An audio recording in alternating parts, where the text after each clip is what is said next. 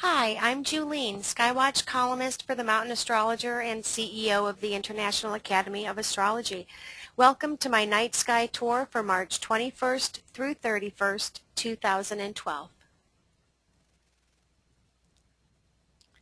I have the sky set for 8 p.m. on March 21st. If you're facing south, you will see Mars in the east-southeast, and you will see Venus and Jupiter in the west-southwest as sunset darkens the skies. The star that you see in the south here is Sirius of Canis Major. And at this point, Rigel of Orion will be popping into view, and so will Capella of the Charioteer. Now, as I advance this, we're going to watch for Saturn, who's hanging out by Spica in Virgo. We're going to watch for Saturn to rise, and we're going to watch for Jupiter and Venus to set. So let's just go 15 minutes at a time. There's 8:15, 8:30, 8:45, 9 p.m., 9:15, 9:30, 10 p.m. At 10 p.m., we're going to see Saturn rise. I'm sorry, this is still 9:45. 9:45, we're going to see Saturn rise. And I'm going to move this so we can watch Jupiter and Venus set. Jupiter isn't going to set till about 10:45. That's 10:45. And Venus here is going to set around 11:30. Okay? So those are the set times for the planets. They'll be visible fairly late, which is nice. And now I'm going to go back to the 11th. I'm sorry, I'm going to keep it on the 21st, and I want to go back to about 8:30. And let's watch Jupiter and Venus. Jupiter's going to move a bit more through Aries, not a whole lot, but a little bit, and Venus is going to move into the constellation of Taurus. So let's watch that until the end of the month here. And we're going to have the moon coming back as well. Okay, here is the 22nd. This is the day of the new moon, so the moon is conjoined the sun on the 22nd. So on the 23rd, we're going to start watching the moon pull east of the sun and climb out of the sunset into the night sky to conjoin Jupiter and Venus. So here's the 23rd. See, there's a very slender sliver of a crescent moon just above the horizon at 8:30 p.m. There's the 24th. There's a crescent moon hanging out beneath Venus and Jupiter. By the 25th, the moon will have passed up Jupiter. So on the evening of the 25th, 8:30. If you find the moon, there's Jupiter just below and Venus will be above. There's the 26th.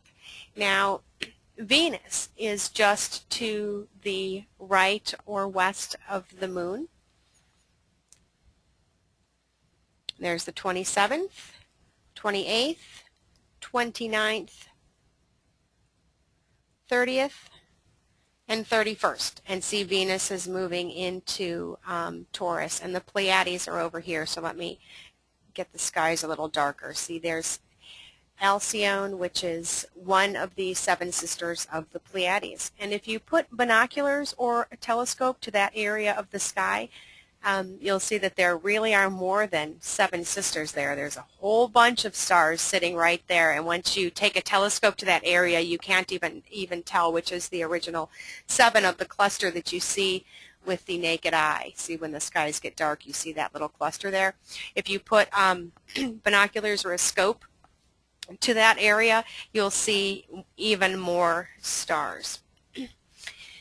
So we have Venus getting way past Jupiter, throughout the rest of March, heading into Taurus just under the Pleiades by the evening of the 31st, and the moon has climbed from, just coming out of the sunset to being all the way over here in between Gemini and Cancer on the 31st. Mars moved a bit more through the constellation of Leo. And let's just go to the middle of this time frame, about the 25th. And that's a nice night anyway with Jupiter and Venus and the moon.